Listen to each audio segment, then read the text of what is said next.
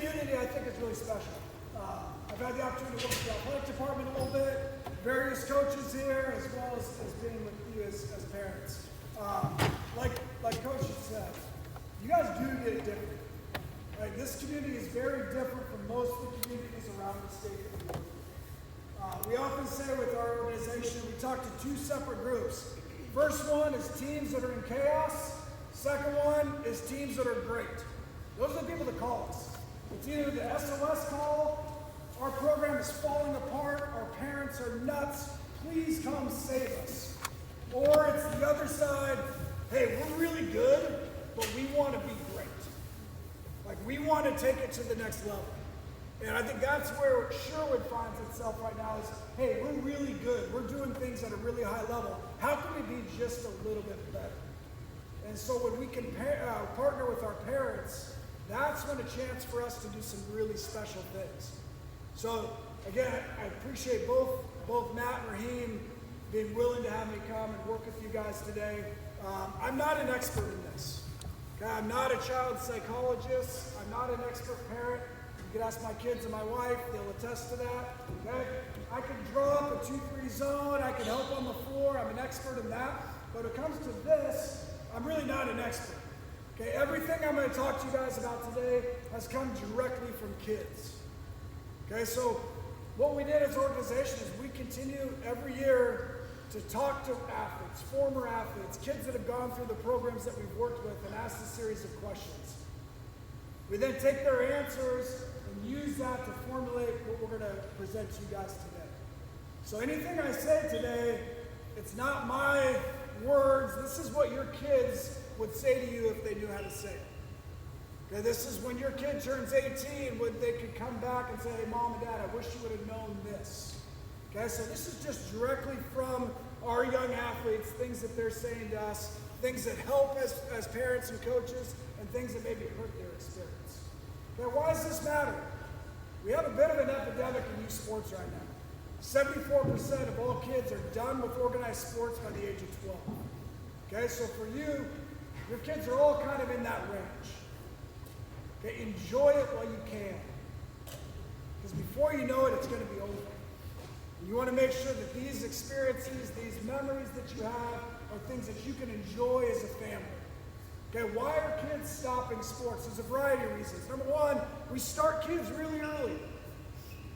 Everyone in this room are relatively the same age. We probably started playing organized sports when we were 8, 9, maybe 10 years old. Okay, now we start at 18 months.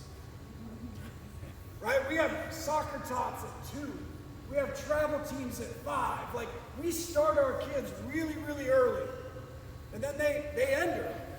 They may start when they're 2 and end when they're 13. Okay, where we might have started when we were 8 or 9 and we played all the way through high school. Okay, so we start them early, we end them early.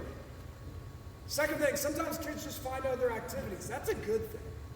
Okay, we want our kids to try a variety of activities. Find their passion, find their joy. Right, try different things. And then eventually, hopefully, they find the stuff that they love. There's nothing wrong with that. The third reason we talk about is parents, coaches.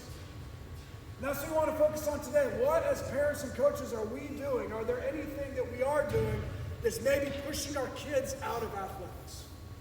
If there are things that we're doing that we can control, let's change these. I know personally, as a parent of similar age kids, I want to do everything I can to make sure they have great memories. So if there's things that we can control, let's do our best to control those. I always talk about a game plan. As a coach, we always had a game plan going into a season. How's the season going to go? Who's going to play? What are we going to run? What's the schedule look like? You have everything planned out as a coach. Oftentimes for us as parents, we sign our kid up, we send them off to tryouts, and then we just kind of cross our fingers and hope that everything goes really well. Right? To me, that's not really a great game plan. I'm not in the hope business. I want to plan for it. Are there things we can do to proactively allow our kids to have a great experience? So tonight we just want to talk about what is our game plan for the year. This is a great time to think about it. Season hasn't started. Teams have been made, but we haven't hit the ground running quite yet. This is a great chance for us as parents to think about what can I do to make sure my kid has an unbelievable experience this year. Okay, so that's where we're going to tackle this thing from.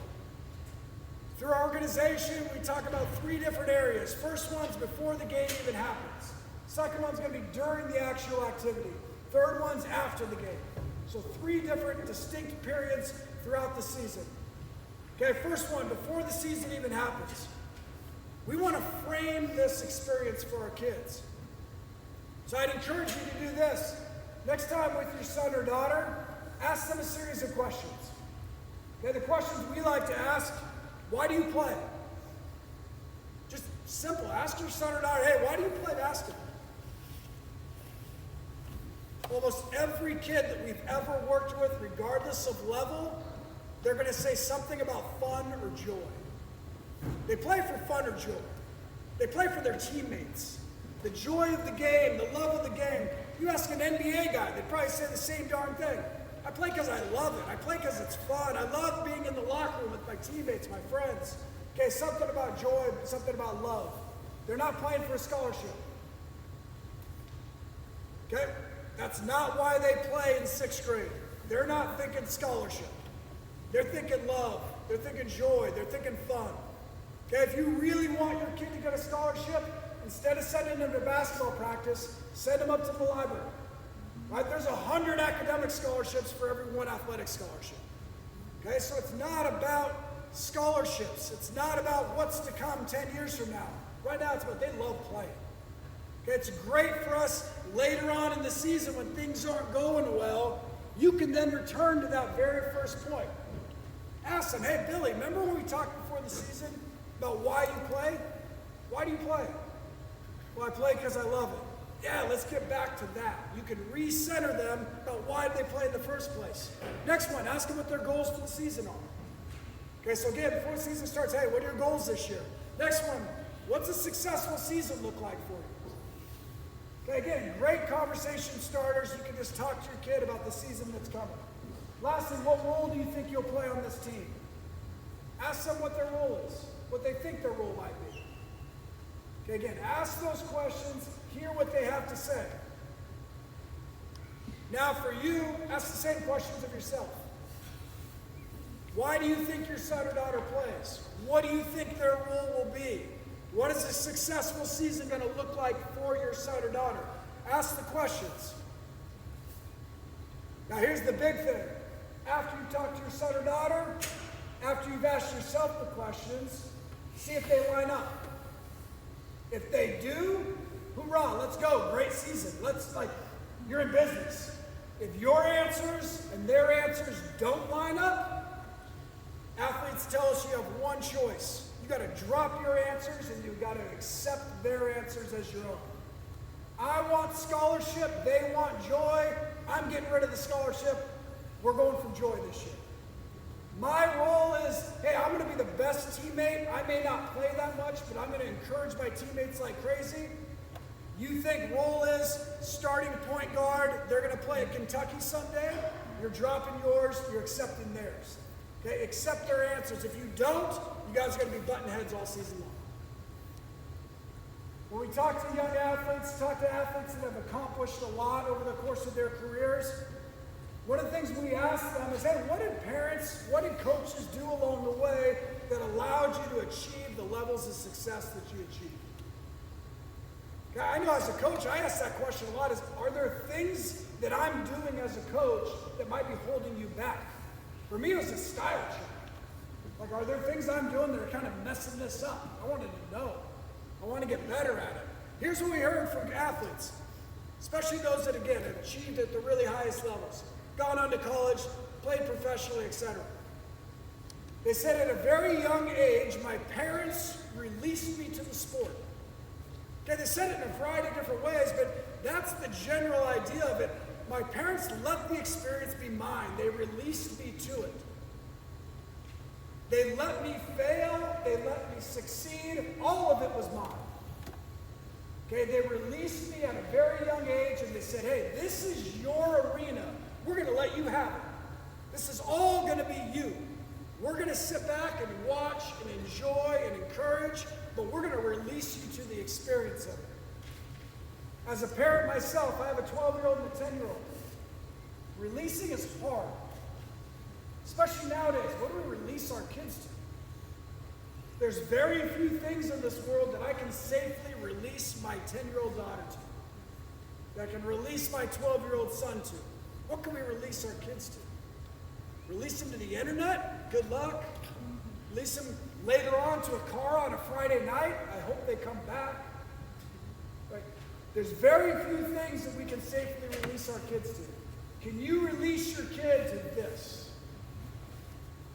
Absolutely. This is a safe area where you can release your kid and let them experience it and own it. Okay, release your kid to the sport. We want our kids to take healthy risks. We want them to take healthy risks. It's okay to fail. Right? We want our kids to learn to fail. One of the things that we see a lot now is just a lack of resiliency. For a lot of our kids, life can be pretty easy. We want our kids to be resilient. That was one thing I always said as a coach. If I can give one thing to my graduating athletes, if I can give them the gift of resiliency, that's a win. We all know as grown-ups, adversity's coming. Life is hard. Life is challenging. If through their athletic experience, they can learn the gift of resiliency, man, they're set. Right? We want them to experience some adversity in a safe arena, learn to be resilient, learn to be tough, learn to get over those things. Those are wins for us. So again, we want to release our athletes. Okay, there's some red flags that maybe you haven't yet released your athletes. I guarantee you, everyone in here, there's probably one of these things that you do, or one of these things you're more prone to do. Okay, it doesn't mean you're a bad parent. It just means we haven't learned to fully release our kids quite yet. Some of you might be able to look down the aisle and be like, oh yeah, that's him. Okay? First one, red flag, you haven't released your kid. You take credit when things go well. Right? You haven't released your kid if you continue to take credit when things go well. Little Billy strikes out 10. Right, great picture. He strikes out 10 guys. After the game, yep, we struck out 10. We've been working on that curveball. We didn't do anything. He did. But again, we haven't released him to it because we still want to hang tight to him. Right? Release them. Let them own it. Again, the failures, the successes, those are your kids. Okay, next one. We want to continue to solve all their problems. We haven't released our kid to the experience if we continue to try to solve all their problems. Okay, I haven't seen probably any of your teams play, but I can guarantee you one thing with every single one of them. This is true of Raheem's team, Matt's team. The season will not be perfect. Every single season, there's going to be challenges. They're going to lose some games. There's going to be injuries. There's going to be playing time concerns. You may question a coach's decision on something. Like, there's going to be some hurdles. We as parents, we need to allow our kids the opportunity to work through those hurdles. It's not our job to solve those problems. Okay, so when my daughter comes home from soccer practice and she's upset, she's frustrated with her coach, I have two choices. Number one is, honey, I'm so sorry. Let's call the coach and figure out what the heck is going on. Right? I can solve it. I can step in. I can take ownership of it. Or I can release my daughter to it. I can say, hey, honey, that sounds really hard. How are you going to deal with it? Right? This is your thing. I released you to it. This is your experience. So I'm going to allow you to own it. Now, I can be there to support her. I can say, hey, do you want to talk through how you're going to talk to your coach? Like, do you want to rehearse it a little bit? Ask some questions. You can support, but it's not your job to solve the problem. Again, allow your son, allow your daughter the opportunity to develop some resiliency and go handle some of those problems on their own. Again, this is a safe place to do that. Next one, we continue to coach beyond when that's our role. Okay, we're constantly trying to coach our kids beyond our knowledge level. Okay, most of your kids, they're really good at basketball. Okay?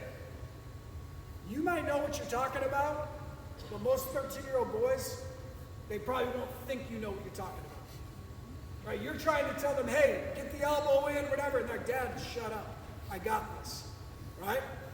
You continue to coach them, that means you haven't released them. Release them. Release them to the coach. Release them to the sport. Release them to the program. Let it be theirs. I guarantee you'll have more fun as their parent. Next one. They start to avoid you after games. Now, this is a sad one. You don't normally see it when they're 10, 11, 12 years old, but all of a sudden, by the time they're in high school, you'll start to see some kids that they start avoiding mom and dad after games. Why are they doing that? Because they know exactly what they're going to hear. Dad's going to tell them what they did wrong. Mom's going to tell them why she disagrees with the coach, etc., etc. They're avoiding you. It means you probably haven't released them to the sport. Allow it to be theirs. Again, the good, the bad, release them to it. Next one. Some of you might feel this. You get more nervous for games than your kids do. Or you suffer more from losses than your kids do. You're going to the big state tournament down in Salem. Thursday before work, you can hardly contain yourself because you're so nervous that your kid's not going to perform well. Right? You lose on a buzzer beater on a Friday night, and all of a sudden Saturday you can't get out of bed. Like, we should not be suffering from losses. We should not be terribly nervous for games. Again, if you haven't released your kid to the sport, you might have some of those feelings. Again, it's just a red flag. Doesn't mean you're a bad parent. It means you probably care so much about your kid that you want them to do so well. Again, remind yourself, hey, this is their experience. I'm going to release them to them. I'm going to sit back and enjoy the experience of watching them play. Next one. Your kid's looking in the stands. Probably haven't released them to the game if they're looking in the stands to you. When they're really little, it's cute. Oh, look, little Sarah keeps looking at me. She keeps looking at me, whatever. At some point, that's not a good sign. You want them competing like crazy. You want them losing themselves in the experience of it. You want them cheering on their teammates, competing fearlessly. You don't want them constantly checking in with mom and dad. If they're doing that, they're probably doing it for a reason. The reason is you probably haven't fully released them to the sport. Okay, so if they keep looking at you, again, it's probably just a red flag. Hey, I need to do something a little bit different so that they can focus completely on the game. Last one. You haven't released them to the sport if you're yelling at officials. This is a problem. Okay, we can't get officials in any sport anywhere around the country. Why? Because we're abusing. When you think about it, it's really crazy what we're doing. We have an adult yelling at another adult in an arena where we're trying to teach kids to respect authority. Right? It makes no sense. We haven't released them to the sport if we're willing to yell at another adult. Okay? If you ever want to have a little experiment, go grab a random game at a random tournament that you have no interest in. Watch the game and see if the ref is really as biased as you think they are. Most likely what happens, the refs aren't very good. So they make a couple bad calls. They don't care who wins. They don't care about whose kid is who. They're just trying to do a good job, and they're going to miss some calls. Right? Encourage you guys, anytime you start to feel yourself, hey, I want to yell at this person, it means, hey, I haven't released completely to them. Again, we want our kids to develop resiliency. If we're losing our minds yelling at people, it means we're not very resilient as parents. Okay, let's be great as parents. Let's be more resilient than that. Anything we do in moderation, our kids will do in excess. We yell a little bit, they think it's appropriate, they start yelling a lot.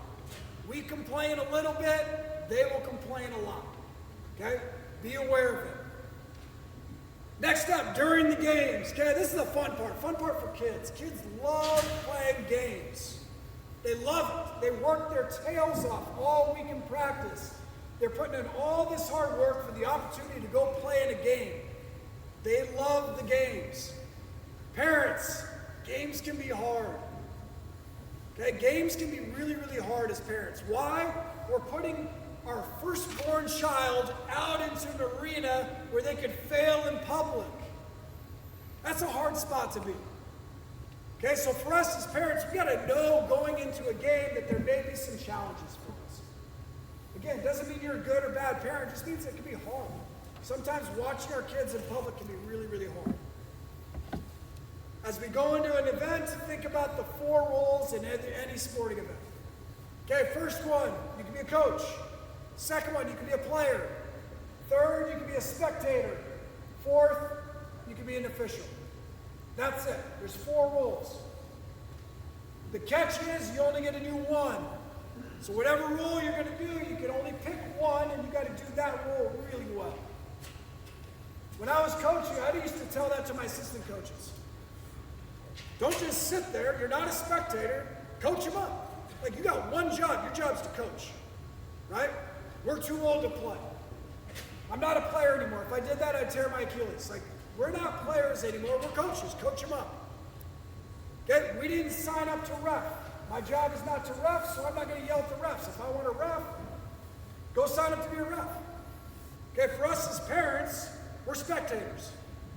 That's our role. So we got to think about it in a game setting. Our role as a spectator. We want our kids to be great. We want our coaches to be great. We expect our officials to be great, right? And as spectators, we should be great spectators. Okay, and that's something I really pray for you guys, this community. Let's be great spectators of Sherwood. Go into any gym, every tournament, where everyone else can say, hey, that Sherwood group, there's something different about them. Man, that Sherwood parent group, God, they're supportive. I love playing against the Sherwood team because their kids are respectful, their coaches are great, and their parents are encouraging. Like, we can be different. And it'll stand out. Right? You've all been to tournaments. It's pretty easy to go the other way. Right? You don't have to be real good to be different than the rest. Okay, but for us as spectators, let's be great spectators. You got to learn to watch the sport you're playing. Every sport's going to be different. Okay, every sport is going to provide different challenges. Number one, distance from the action. The closer you are, the harder it is. Okay, if I'm right on top of it and I can see my daughter get hit in the ribs with an elbow, I'm going to get frustrated, upset. Okay, if you're farther away, maybe you're out on that football field watching your son and you're 60 yards away from the action, that's a little bit easier.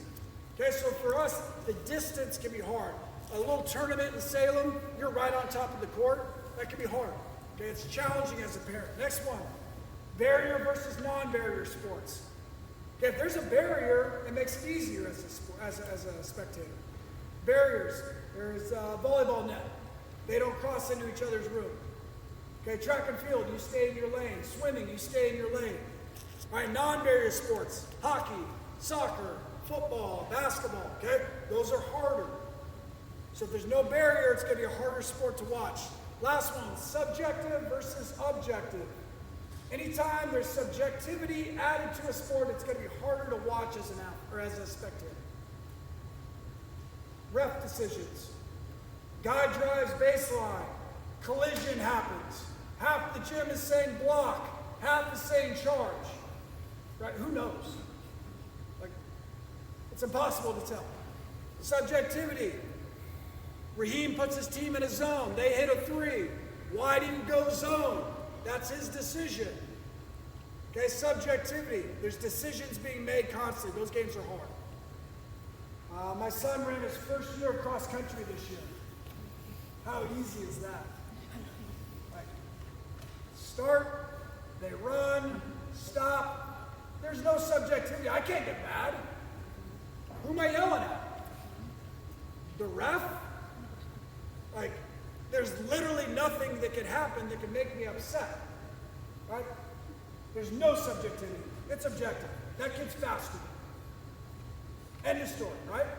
Okay? When you get home, you can thank your son or daughter for picking one of the hardest sports to watch. Right?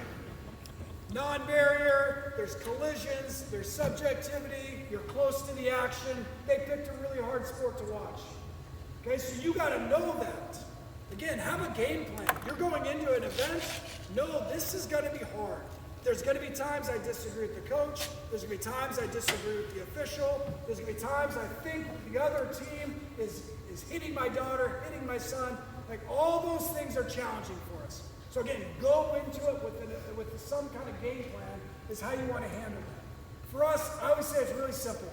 You want to model the behavior that you expect out of your son or daughter. 2 words: poise, confidence. I always said that as a coach. If my athletes looked over and saw me on the sideline, I want them to see poise, I want them to see confidence.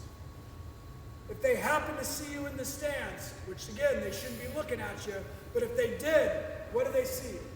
Do they see poise? Do they see confidence? That's a good thing. If they see you doing this, scared out of your mind and nervous, that doesn't give them a lot of confidence. So again, go into every event thinking, hey, I'm going to demonstrate poise and confidence. That's what I expect out of my son. That's what I'm going to expect out of myself. Stressed out kids, or stressed out parents lead to stressed out kids. Stress is bad. Stress does not help performance. Pressure is good. Pressure allows you to focus. Pressure can bring out the best in us. Stress is bad. Pressure is good. When you're watching a game, think about focusing on the team and the team's goals, not just your son or daughter. It's very easy for us as parents to just constantly watch our little kid run around the court with a little halo on him. Okay? Open up your perspective and watch every kid. I always gave myself a challenge at the end of the game. Try to have 3 things that you can compliment one of the other kids on your team about. Okay? If every parent is complimenting other kids on the team, just think about what that feels like after a game. We're encouraging each other. We're supporting each other. Just like Raheem said, care for everyone in our community, not just your own. Next one, this one's big. Athletes tell us this all the time. They need one instructional voice. Okay, during games, they need one instructional voice. What's that look like? You're on the side, you're trying to not encourage, but you're trying to instruct. Sarah, get in the stance, get in the stance. There's a guy behind you. Get back, get back. Shoot it, you're open, shoot it. Those are instructions. Athletes tell us 2 things. It's confusing, it's distracting.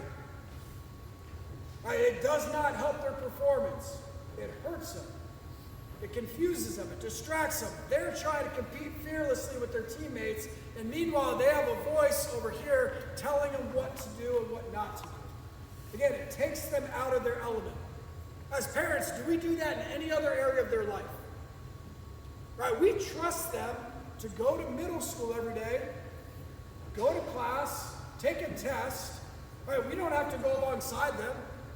If I showed up at middle school, walked in with my son, sat in the back of the class, and just said, hey, I'm just going to watch and observe and give them a little help when they need it. Like, hey, great. No. Make sure that you carry the 1 on that one. That's not going to... That would distract them in a math test. We know that. That's common sense. That's not going to help his performance on a math test. Doesn't help him here either. Okay, trust their training. They work really hard at it. When they get the opportunity to go play, let it rip. Let them go play. Let them compete. Let them have fun. Okay, one instructional voice is really important. Last one, they love having you there. Okay, this community, again, it's different. We talk in other areas where we'd have a meeting and there'd be a handful of parents that would show up. Our message there is, hey, they need to see you. They need to know that you care. They need to know that you support them. Okay? You guys, obviously, this community is unique. They love having you. Okay? They love having you support them. Okay? Be a great spectator. Game's over, now what? Okay, after the game. This can be a really hard time. Okay, after the game has been over, what do? Athletes tell us they need one thing. They need time and space. They just went through an extremely emotional, competitive experience. What do they need as soon as it's over? They don't need you immediately saying, hey, let's talk about this. they're exhausted. Emotionally, physically, they need time and they need space to recover. If your athlete is very competitive, they need more time, more space. Different sports are harder too. Wrestlers, they need like 6 days to recover from what they just went through. Okay? Big, hard, tough game. More time, more space. Give them the space they need to recover. Okay, we talk to athletes about positive memories and negative memories. One of the ones they always say is a negative memory. Again, this one hit me as a parent. Was car ride home after the game with mom and dad. That's a negative memory. As a parent, it's like, what the heck is going on in that car that's making kids not want to be in that environment? Here's what they say we do. We want to rehash the game immediately. Okay, we want to talk about the game. We want to talk about that call in the third quarter that was so bad. We want to talk about why didn't we sub in the fourth quarter. We want to talk about why did Billy take that shot that he should have taken. We want to rehash it, and again, and they're in recovery mode. They don't want to hear you talk about their coaching decisions. They don't want to hear you talk about other kids. Don't put your kid in a position where he has to choose you or the coach. You may disagree with the coach's decision, but the second you tell your son or daughter that, now they're in a position where they either have to agree with mom and dad or they have to side with their coach. That's a lose-lose. Okay, you start talking negatively about one of their teammates. Again, we preach, be a great teammate. Care for your teammates. Lift them up when things go wrong. Right now, all of a sudden, mom and dad is talking negatively about one of my teammates. That puts me in a tough position as an athlete. I'm supposed to support my teammates. If I immediately agree with mom and dad, yeah, you're right. Sarah cost us the game. Right? I'm not being a great teammate. Okay, so again, post-game, after the game, don't start rehashing it. Allow them the time, allow them the space that they need. The only caveat to that would be if they're doing some kind of behavior that you wouldn't accept in your house, you can correct that after the game. What's that look like? Disrespecting a coach or an official, using foul language, something along those lines that if we wouldn't allow you to do that in our house, we're going to address it immediately. But you're doing it parent to child, not parent to athlete. Those are two separate things. Okay? So I've had a lot of parents then say, okay, after the game, they need time and space. They need quiet. What do I do? What do I say? Simple. Give them a hug. Tell them you love watching them play. I love watching you play. I love watching you with your teammates. I love watching you compete. That's all they need to hear. They don't need to hear any of the other stuff, just I love watching you play. What they need to know is that their value is in no way linked to the outcome of a game. And we had one athlete that we talked to a number of years ago. Here's what she said. She said, she's a volleyball player. I knew that if we won on Friday, it would be a great weekend at our house.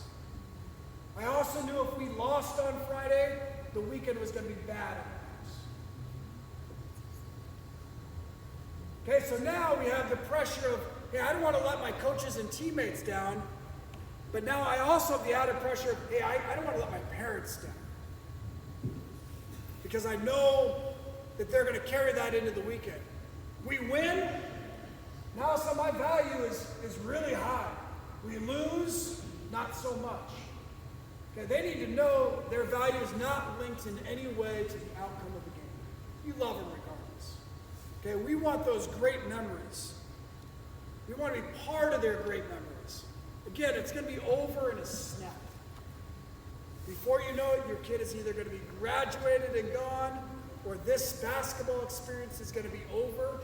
So we as parents, we want to be there right alongside them, encouraging them, supporting them, being part of all those great memories. Okay, we want to be great spectators there. So just wrapping it up, conclusion here. Ask them why they play. That's right now. Before the season gets going, ask those questions. Find out why they play. Use their answers. Drop your answers. Okay, we want to release our athletes to the sport. Let them own it. Let it be theirs, the good, the bad. Let them own this experience. You get the opportunity to watch. You get the opportunity to just be there and support and encourage, but you don't have to be an active member of coaching them. Next one, model appropriate behavior. Poise, confidence. One instructional voice. Okay, don't confuse, don't distract. Again, after time, space. When the time comes, be a quiet, reflective listener. Okay, be a quiet, reflective listener. Again, your son or daughter, they'll bring it to you. When they're ready to talk, they'll open up. You might have a heartbreaker on Sunday. They don't talk, they're quiet, they're not talking. All of a sudden, Wednesday morning, before school, they're eating breakfast.